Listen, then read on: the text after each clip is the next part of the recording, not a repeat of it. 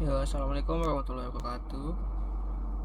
Saya Muhammad Ali Fatur Rahman dengan NIM 415230119. Di sini saya akan menjawab soal nomor 1 bagian A tentang demonstrasi pembuatan teks menggunakan RNN berbasis karakter. Nah, intinya itu menebak satu karakter berikutnya. Jadi, ide dasarnya itu sangat sederhana. Kalau model diberi teks Shakespeare, ia harus bisa menebak bahwa karakter berikutnya adalah huruf E. Yang menarik dari model ini, dia tidak diprogram untuk mengerti kata, tata bahasa, atau makna apapun. Ia hanya mempelajari satu aturan, yaitu menebak karakter berikutnya, lalu mengulanginya ribuan kali selama pelatihan.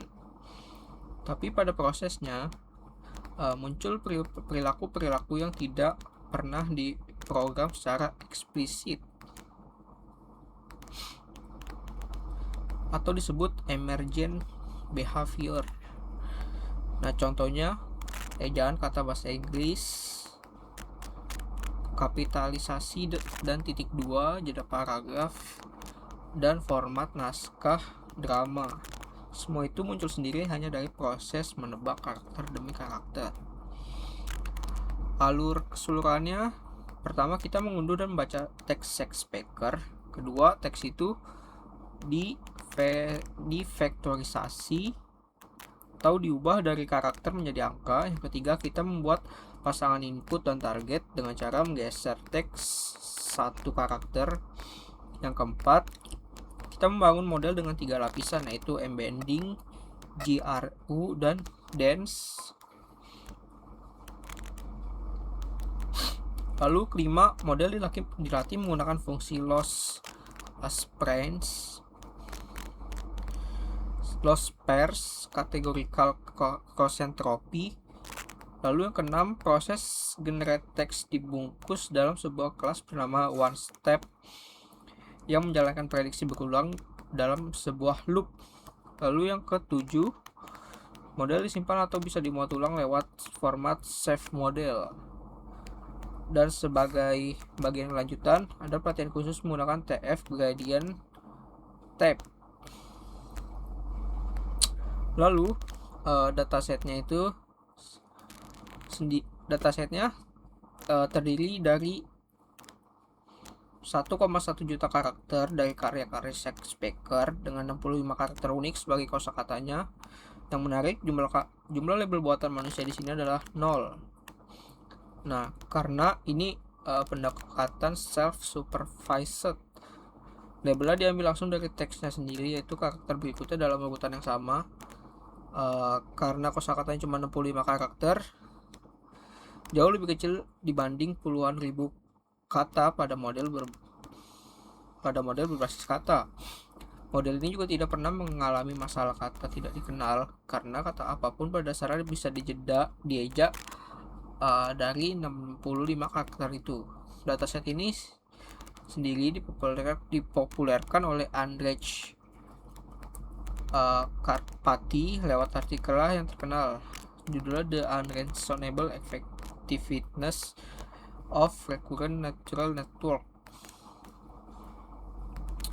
Lalu selanjutnya, karena jaringan saraf hanya bisa mengolah angka, setiap karakter perlu dipetakan ke sebuah ID numerik.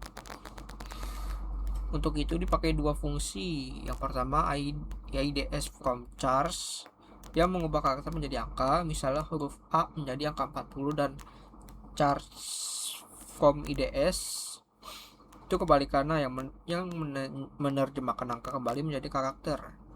Ada satu detail yang penting yang mudah terlewat, yaitu string lookup secara otomatis menambah token di indeks 0 untuk menampung karakter yang di luar kosakata. Akibatnya bukan kosakata model sebenarnya menjadi 66 bukan 65. Token inilah yang nanti akan sengaja diblokir saat proses menghasilkan teks.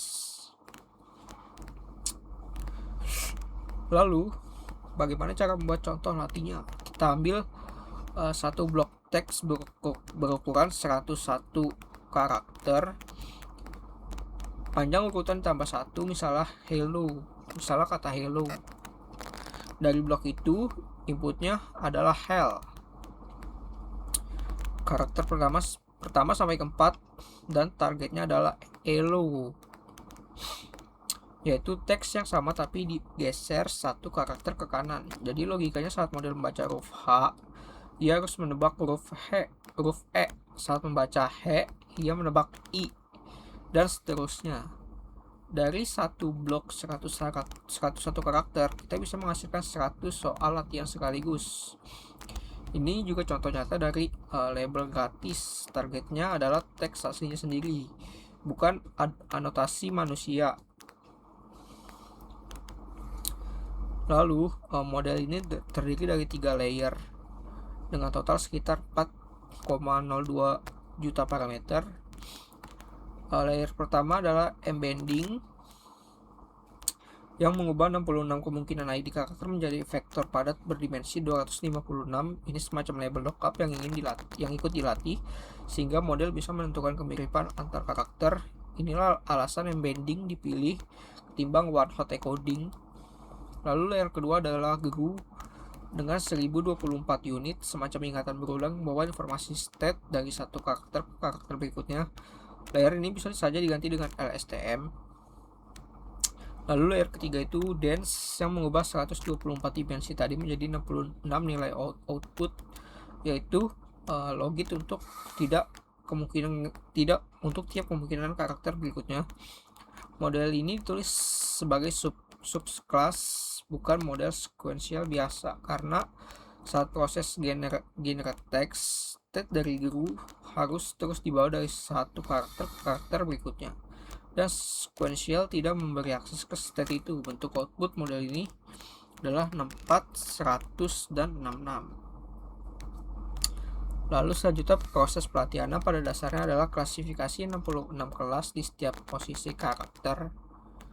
Sebelum di training, nilai lossnya sekitar 4,19. Ini masuk akal karena in itu 66 sama dengan 4,19, artinya model masih bisa menebak secara acak dari 66 kemungkinan. 66 kemungkinan karakter ini jadi semacam sanity check. Kalau nilai jauh lebih tinggi dari itu, berarti ada masalah pada inisiasi model.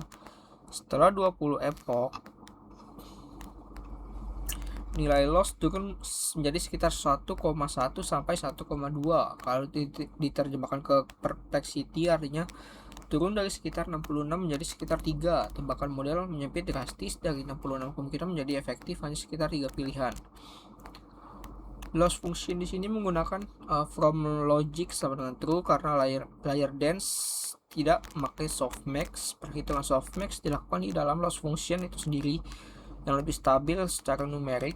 Optimizer yang dipakai adalah Adam, dan bobot model disimpan di setiap epoch lewat model checkpoint.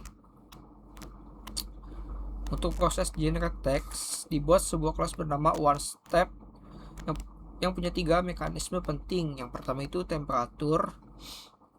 Logit dibagi dengan nilai temperatur sebelum proses sampling sebagai pengatur kadar kreativitas hasil teks. Yang kedua prediction mask.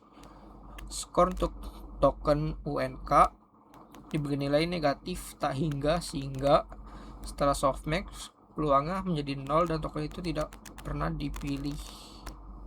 Yang ketiga membawa state dari GRU dikembalikan setiap langkah lalu disuntikan lagi ke langkah berikutnya. Dengan begitu model tetap mengingat konteks sebelumnya meski hanya memproses satu karakter di setiap langkahnya.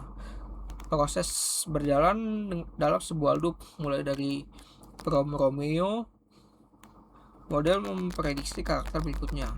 Hasil prediksi itu dijadikan masukan untuk langkah selanjutnya, dan proses ini diulangi sebanyak 1000 kali. Lalu kita akan membahas temperatur dalam soal ini. Kalau nilainya di bawah 1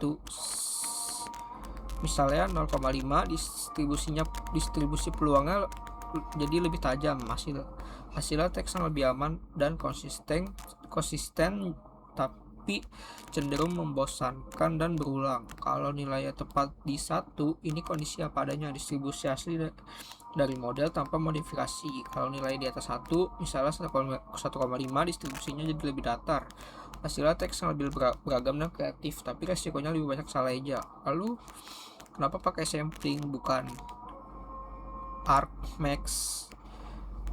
Karena memilih karakter dengan peluang tertinggi mudah membuat model terjebak dalam loop mengulang teks yang sama terus-menerus. Karena hasilnya deterministik dengan sampling mengulang TF random kategorikal, model mengambil sampel sesuai bobot peluangnya sehingga variasi tetap terjaga. Lalu bagaimana ini membahas konsep lanjutan, yaitu perbedaan antara kondisi saat training dan saat generating text. Saat training digunakan teknik yang disebut teacher forcing. Masukan di setiap langkah diambil dari teks asli, bukan dari prediksi model sebelumnya. Jadi prediksi yang salah tidak pernah diumpankan balik ke model. Tapi saat sesi generasi, kondisinya berbeda, disebut open loop. Di sini model memakan hasil prediksinya sendiri sebagai masukan berikutnya. Masalahnya, karena model tidak pernah dilatih dalam kondisi seperti ini, ia tidak pernah belajar cara memulihkan diri dari kesalahan sendiri. Solusinya adalah membangun loop pelatihan custom menggunakan TF gradient yang membuka kemungkinan untuk menerapkan kurikulum learning agar performa saat open loop menjadi lebih stabil.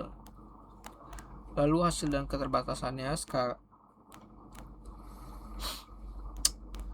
yang berhasil dipelajari dari model cukup mengasarkan banyak kata bahasa Inggris yang sah, meski masih ada beberapa kata karangan tercampur. Struktur naskah drama juga muncul, nama tokoh yang dengan huruf kapital diikuti tanda titik 2 kapitalisasi, dan jeda paragraf juga muncul di tempat yang wajar. Bahkan meski dilatih hanya pada 100 karakter, model tetap bisa menghasilkan teks yang koheren untuk teks yang jauh lebih panjang. Tapi tentu ada keterbatasannya. Sebagian kalimat memasang gramatikal, tapi kebanyakan sebenarnya tidak bermakna. Guru juga berjalan secara berurutan sehingga tidak bisa diparalelkan seperti arsitektur transformer. Konteks yang bisa diingat model juga terbatas, dan karena pendekatan teacher forcing tadi, model tidak terlatih untuk memulihkan kesalahan sendiri. Menurut artikel aslinya, cara memperbaiki hasil ini antara lain dengan melatih lebih lama, misalnya 30 epoch, mengganti start string, menambah jumlah layer RNN, atau mengatur ulang nilai temperatur. Lalu hubungan dengan LLM modern, prinsip dasarnya sebenarnya itu sama persis. Memprediksi token berikutnya dilatih secara self-supervised pada teks mentah, lalu di samping menggunakan temperature. Yang berbeda hanyalah skala dan arsitekturnya. Kalau tutorial ini bekerja pada level karakter, LLM modern bekerja pada level subkata menggunakan teknik BPE. Kalau tutorial ini pakai GRU yang berjalan secara berurutan, LLM modern pakai transformer yang bisa diproses secara paralel dengan self-tension. Dari segi parameter, tutorial ini hanya sekitar 4 juta, sementara LLM modern bisa mencapai ratusan miliar parameter. Dan dari segi data latih, tutorial ini hanya makan sekitar 1 MB text expector, sementara LLM modern dilatih pada data sebesar terabyte teks dari internet. Lalu sebagai penutup, mari kita rangkum seluruh konfigurasi yang dipakai dalam tutorial ini.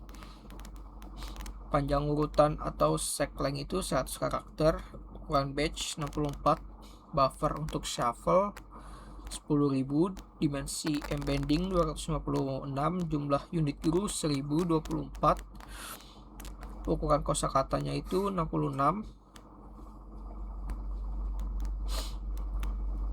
yaitu 65 karakter asli tambah token UNK. Total parameter model sekitar 4,02 juta, jumlah epochnya itu 20. Lalu optimizer yang dipakai itu Adam, close functionnya spare, categorical cost entropy, dan temperature diatur di nilai 1 sebagai default, meski nilainya bisa diatur sesuai kebutuhan. Oke, segitu saja penjelasan untuk soal 1A. Kurang lebihnya mohon maaf. Wassalamualaikum warahmatullahi wabarakatuh.